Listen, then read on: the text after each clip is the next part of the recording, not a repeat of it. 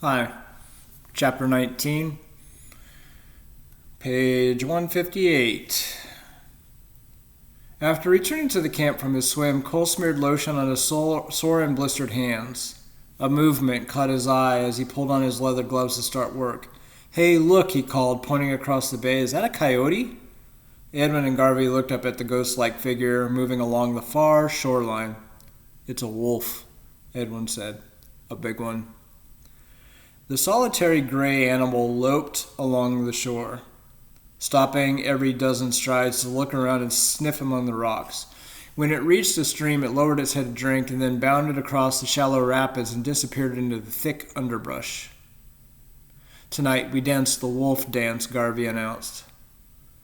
Already Cole had begun framing the roof. He worked hard and deliberately without speaking. He wasn't mad. He just didn't feel like speaking to anyone. Edwin and Garvey sat watching, occasionally offering bits of advice. By mid-afternoon, Cole had finished covering the roof rafters with plywood and began nailing plywood to the wall panels. Every cut he made had to be made with a handsaw.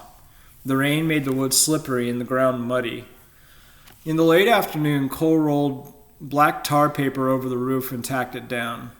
That's got to keep the water out. Now the cabin was ready for galvanizing roof sheets. As he struggled to lift the awkward sheets of metal onto the roof, wind caught them. One sheet bent in half. Garvey and Edwin refused to help, even though Cole had cast a few hard glances their way. Finally, darkness fell across the bay, and Cole quit work. It seems like Cole's in a bad mood. "Next year, every trace of your existence will be removed from the island," Edwin said. "Taking this structure back down will be your last chore before leaving." So Edwin saying a year from now, when Cole leaves the island, his last job will be to take down all of the stuff that he built, to kind of remove every trace of him even being there. Why do you think that's important? Or do you? "I'll just burn it," Cole grumped. More evidence that he's in a bad mood. As he headed toward the tent, "I've had practice with that." "Where are you going?" asked Garvey. "I'm hitting the sack," said Cole. "Not so fast, champ. We're hungry, and you still haven't danced the wolf dance." "I'm dog-tired, and I'm not your slave. There's cold cereal over there if you want some." After saying that, Cole crawled into the green canvas tent. "Have a good sleep," called Garvey. "Tomorrow we tear down the shelter and head back to Minneapolis." So why is Garvey saying that? Cole poked his head out of the tent flap. "What are you talking about?" "You're finished here," said Garvey, his voice hard and absolute. "There's not enough room on this island for both you and your attitude."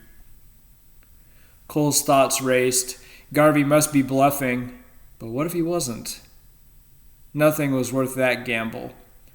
Cole stumbled out of the tent. Okay, I'll fix you some supper." "It's not about supper," said Garvey. "It's about that chip on your shoulder."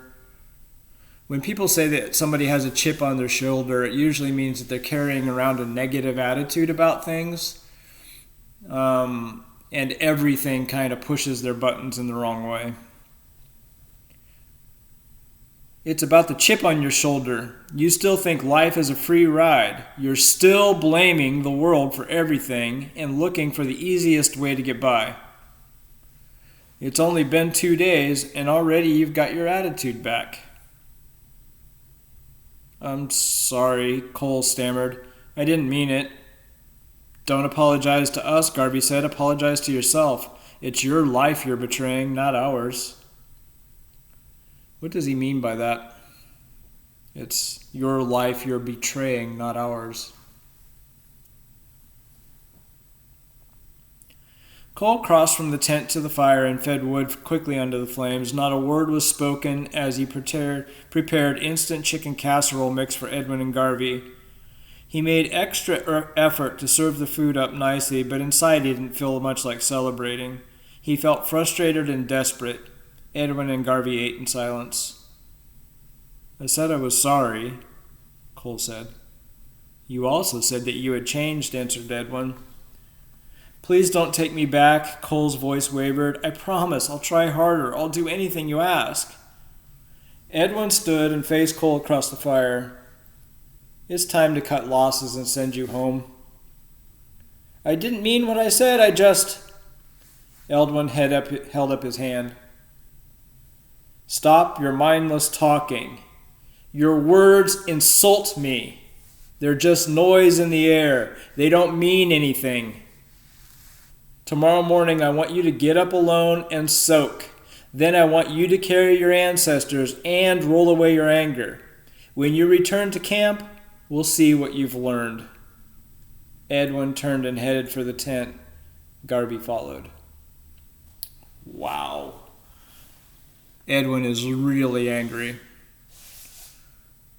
Your words insult me. They're just noise in the air. They don't mean anything.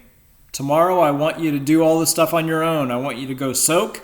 I want you to carry your ancestor stone. And I want you to roll away your anger. And when you come back, we'll see what you have to say. That's harsh. What do you think of Garvey's reaction? Hey, aren't we going to dance the wolf dance? Cole asked as he strung the coolers up in the tree away from the bears. We're going to bed, said Garvey. You're the one that spotted the wolf. Do whatever you want. That's your usual program. We're going to stop there. I want you to know what you think of Chapter 19 so far. See you at 11 for questions.